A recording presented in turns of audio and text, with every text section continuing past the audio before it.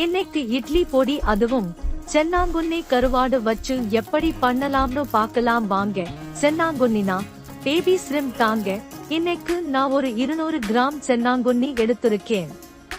நல்லா மண்ணையும் தூசியையும் சுத்தம் பண்ணி எடுத்துக்கோங்க.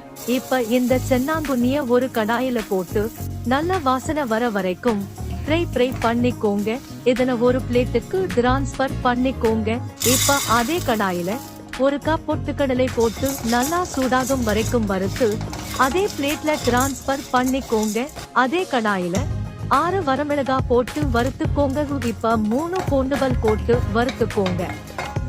எல்லாத்தையும் ஒரு மிக்ஸில போட்டு நைஸ் பொடியா அரைச்சுக்கோங்க. இப்ப தேவையான தூளுப்பு போட்டு மிக்ஸ் பண்ணிக்கோங்க. இப்ப ரொம்ப டேஸ்டான சென்னாங்குன்னி கருவாட்டு பொடி ரெடி.